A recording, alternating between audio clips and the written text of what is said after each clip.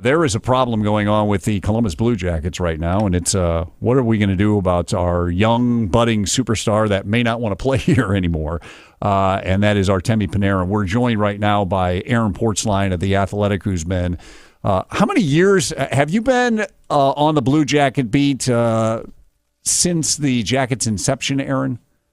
You're trying to make me feel old. No, I don't mean to make you feel old. I'm just wondering how long it's been, first with the Dispatch and, of course, now with The Athletic. It's been a while. I mean, you've been on it since the beginning, haven't you? Well, I was 29 years at the Dispatch, most of 29 years at the Dispatch. And, yes, with the Blue Jackets since their inception. Before, actually, they started, Michael Arace and I covered the beat in the first 4 years, but really we're both doing hockey in the year or so leading up to them taking the ice for officially. All right, so we're seeing a lot of stuff that Artemi Panarin is interested in, and I believe you're even reporting that the preferred location would be the New York Rangers. Tell us about that, and could that be a trade partner with the Blue Jackets if they want to try to get something for him, or are the Rangers not interested in such things? Where does it stand? Well, this is tricky, and it's certainly not been confirmed by Panarin or his agent that the Rangers are his top choice. This would be a really awkward thing to acknowledge where you want to play with still a season left with your current team. Imagine if it were to be confirmed that he wants to play for the Rangers. Imagine what those Ranger games would be like this year, right? Like the guys in the room saying, "Whose side are you on here, boss?"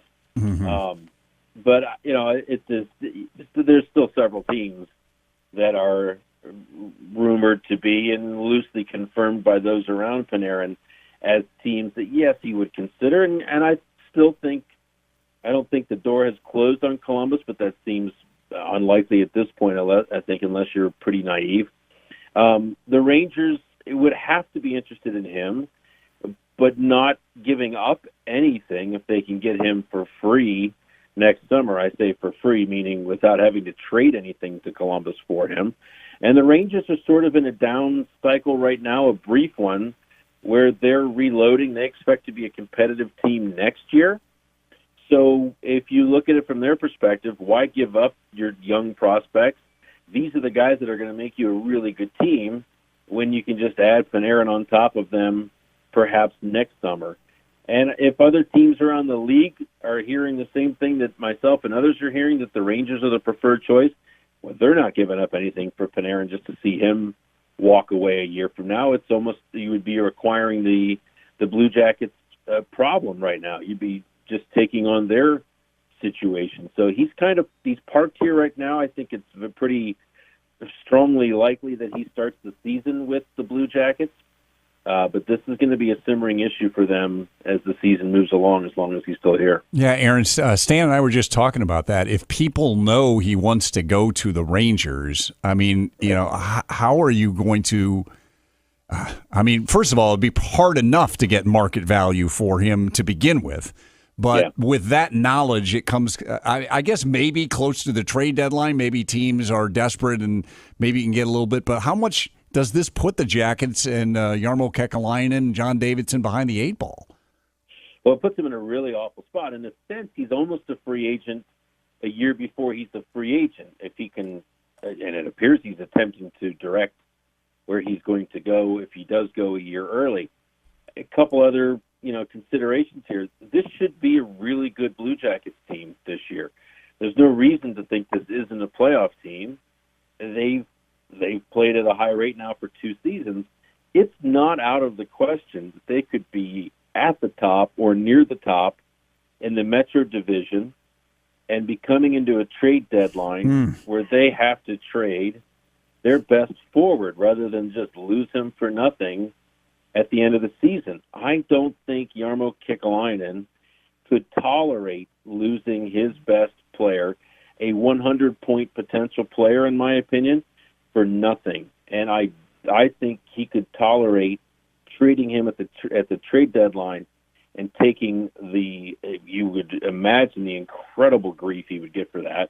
But I think he would stomach that more than he would just letting this guy waltz away with no return. Visiting with Aaron Portzline of The Athletic, talking about Artemi Panarin potentially showing or wanting to go to the New York Rangers, although not confirming that.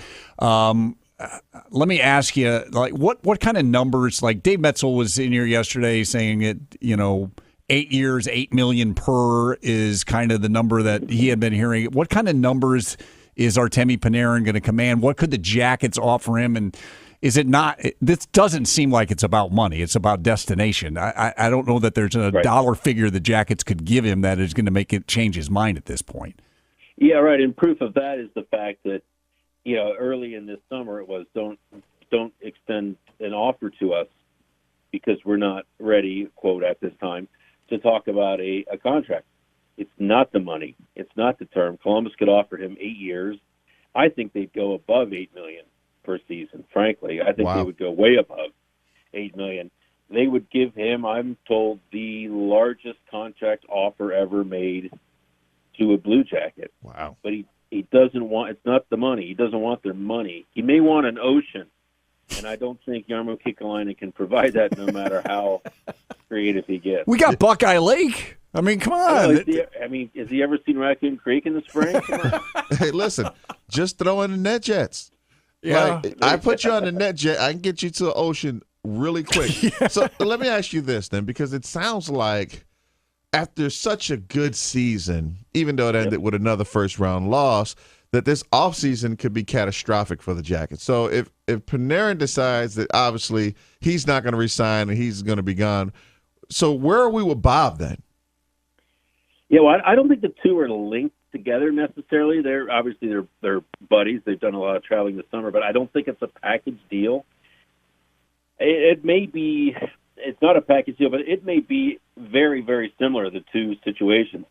Bobrovsky is avoiding many of the headlines this year just because his agent isn't discussing anything. My understanding is that the initial terms extended by both sides were far enough to just basically shut negotiations down. You want what? Like, I think everyone assumed he wanted to be the highest paid goaltender in the league, which would be Carey Price, $10.5 million per season. I think there's some trepidation there with the club in town to sign that kind of money to a guy that historically, he was better this year, but he has not historically played well in the playoffs. I also think there's a willingness on their part to let this one go, where Panarin is a no-brainer. They'd sign him immediately. They let this one go a little bit. Goalies are different. There aren't that many teams that can take on $10.5 million. There's not every team needs a number one goalie right now. So the market is always a little bit tricky for goaltenders where it's not for left wingers. Anybody can fit an 80-point-plus guy in their lineup. And I think Columbus still has some questions they want to answer with Bobrovsky, but it is absolutely unsettling if you're the Blue Jackets to have arguably the two best players in franchise history at a time when your franchise has never been more prepared to win. Have them coming into their final year of their contracts with the very real understanding that they could both be gone at this point next year. Yeah, I would agree. I mean, Matt and I often talk about this, and I think a lot of times you got to be careful what you wish for because it's better to get to the playoffs and lose than to not get there at all. And so my question is, how much can the Blue Jackets afford to spend on both of them combined? I mean, $20 million annually? Well, I think they're prepared for that. They did very little this summer free agent-wise. They haven't extended Werenski, their bright young defenseman. They were clearing the decks for two huge contracts this summer, and neither one of them looks like it's going to be signed, and neither one of them could end up ultimately being signed, period. Do you know what the top number is, though? To pay those guys. What's the top number? Is it 20? Is it 22? Is it 24? Where? Well, I don't think you're looking over 20 for both of them. I mean, I think if they're prepared to pay Bob $10 million, and maybe Panarin $9 million, I don't think they would want to go too over $20 million. You know how this is too, from ownership's perspective. The sell job for these guys, and it's realistic, is we want to build a good team around you. Is there a big difference between $9 million and $10 million? Give us a little help here. Yeah. Last thing for Aaron Portzline of The Athletic, talking about the Blue Jackets here. Artemi Panarin and his agent's deadline for talking is like 2 weeks away, 2+ weeks away, whatever. Yeah. Do you expect any? First of all, is there any conversation going on, and do you expect it to heat up towards that deadline, or is it just silence right now? Well, if I may be blunt, the Blue Jackets' response to his September 13th deadline is, dude, you're not a free agent until July 1st next year. we own the rights until then. That's the only deadline you really can set. I think that's where the situation this summer became a little bit more testy when that came to be. And it requires some explaining, too. They're not negotiating. They're not talking.